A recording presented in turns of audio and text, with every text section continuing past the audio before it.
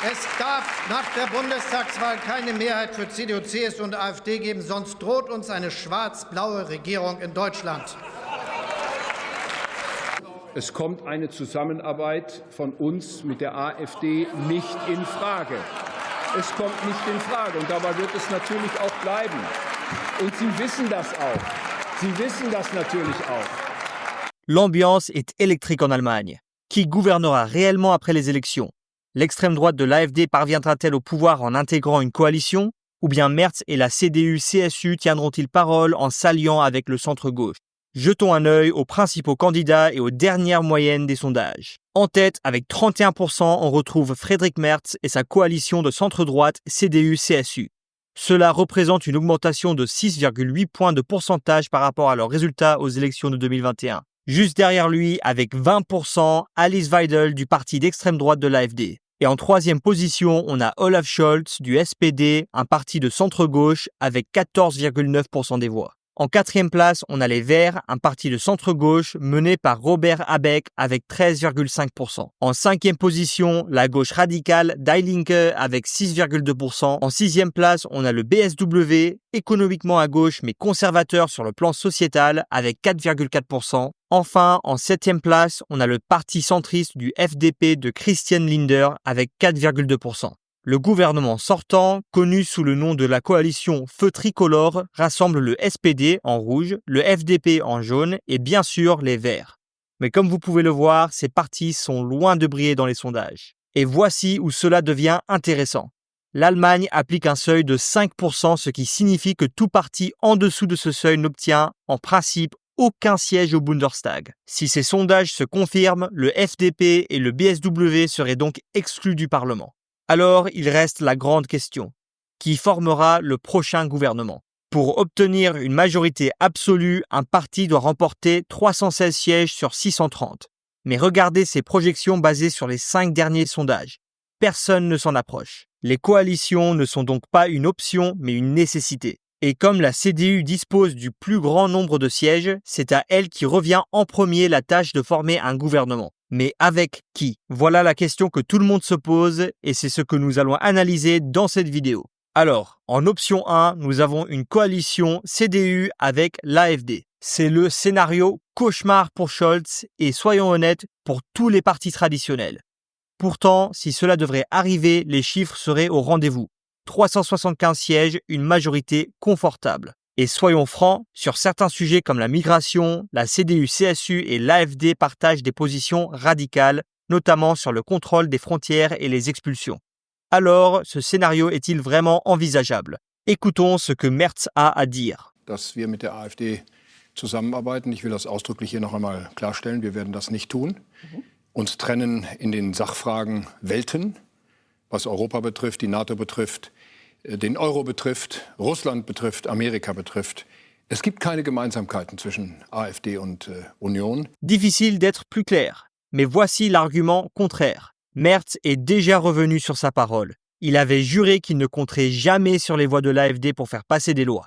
Pourtant, après plusieurs attentats terroristes en Allemagne, il l'a fait. Il a obtenu le soutien de l'AfD pour durcir les lois d'anti-immigration du Bundestag. Certains y voient la première fissure dans le cordon sanitaire allemand, cette règle tacite selon laquelle les partis démocratiques ne collaborent pas avec les extrêmes. Et ce ne serait pas un cas isolé. Regardons ailleurs en Europe. Aux Pays-Bas, l'extrême droite fait déjà partie du gouvernement. En Autriche, le FPÖ d'extrême droite courtise activement le parti conservateur OVP pour une coalition. Mais alors, cela pourrait-il aussi arriver en Allemagne? Très improbable. L'opposition publique est massive et la CDU-CSU de Merz a toujours désigné l'AfD comme son principal ennemi politique. Conclusion, cette coalition a 99% de chances de ne jamais voir le jour. Option 2, une coalition CDU-CSU et les Verts. Avec 327 sièges, cette coalition aurait une majorité fonctionnelle. Et sur certains points clés, la CDU-CSU et les Verts sont en réalité sur la même ligne. Ils soutiennent une UE forte, ils sont d'accord sur l'Ukraine et adoptent une position ferme face à la Russie. Mais sur les questions sociales et environnementales, c'est tout un autre débat. Et concernant la migration, la CDU-CSU adopte une position beaucoup plus stricte que les Verts. Le principal obstacle d'une coalition CDU avec les Verts, c'est la Bavière. L'un des États les plus influents d'Allemagne, la Bavière est gouvernée par Markus Söder, ministre-président et chef de la CSU, le parti frère de la CDU. Söder s'oppose catégoriquement à une telle coalition. Et lorsqu'il parle de Robert Habeck, le candidat des Verts, cela devient presque personnel. Das ist einfach inkompetent. Robert Habeck kann keine Wirtschaftspolitik. Warum soll Robert Habeck weiter in der Regierung bleiben? Mit der CSU gibt es kein Schwarz-Grün, kein Robert Habeck mehr als Wirtschaftsminister. Am besten bitte in die Opposition, denn da gehören die Grünen hin. Donc là, clairement, un non catégorique de la part de la CSU. Mais voilà le problème. Söder a du poids, mais son influence n'est pas absolue. Si Merz pousse réellement pour cette coalition, la CSU pourrait finir par suivre, mais pas d'une façon très motivée. Donc, même si ce n'est pas impossible, un gouvernement CDU-CSU et les Verts semble peu probable. Option 3, une coalition CDU-CSU avec le SPD. Avec 338 sièges, cette coalition disposerait d'une majorité confortable. Et si cela vous semble familier, c'est normal. Sur les 16 ans de règne d'Angela Merkel, 12 ont été passés avec cette même coalition. Bien sûr, Scholz et Merz passent leur temps à s'écharper depuis 2 ans. Mais leur dernier débat télévisé, étonnamment cordial. Presque comme s'ils laissaient une porte ouverte pour des négociations à venir. Mais il existe tout de même des obstacles. D'abord, la migration reste un point de friction majeur. Mais le plus gros problème, les dépenses et la dette. La CDU-CSU veut réduire la bureaucratie et les dépenses publiques pour financer des baisses d'impôts, l'investissement militaire et le soutien à l'Ukraine. Le SPD, en revanche, veut protéger les programmes sociaux comme le Bürgergeld et augmenter les emprunts, quitte à réformer le frein à l'endettement en Allemagne.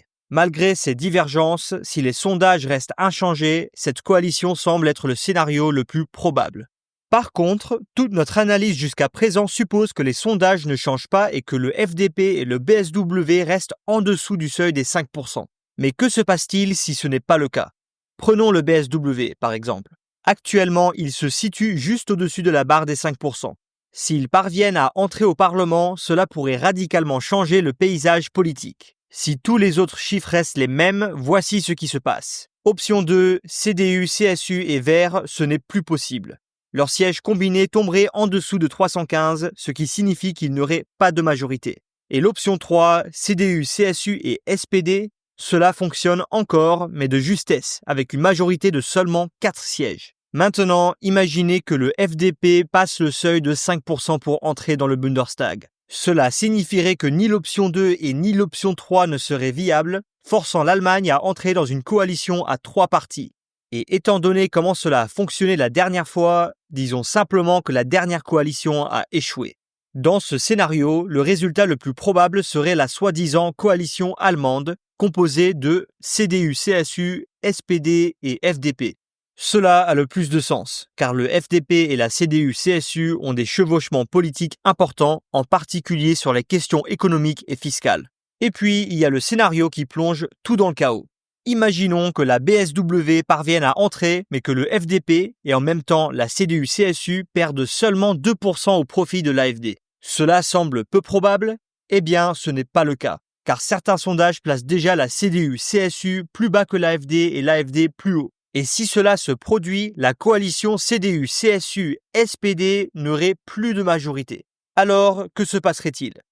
Le résultat le plus probable serait une coalition Kenya. La CDU-CSU, les SPD et les Verts. Et oui, vous l'avez deviné, cela nécessitera une grande flexibilité politique. Ces 3 partis ont des priorités nettement différentes et parvenir à un accord sur un programme gouvernemental serait très compliqué. Cela pourrait même aboutir à un gouvernement minoritaire si les négociations échouent. Voilà donc les 5 coalitions possibles que nous voyons pour l'Allemagne après les élections. Mais laquelle pensez-vous être le meilleur pour le pays? Faites-le nous savoir dans les commentaires. De notre avis, l'Allemagne ferait bien d'éviter une coalition à 3 partis, et en particulier l'option 5, car elle risque de conduire à un paralyse total. Et avec tant de défis urgents, en Europe et à l'échelle mondiale, nous avons besoin d'un gouvernement fort, déterminé et capable de faire avancer les choses dans notre pays voisin de l'Allemagne.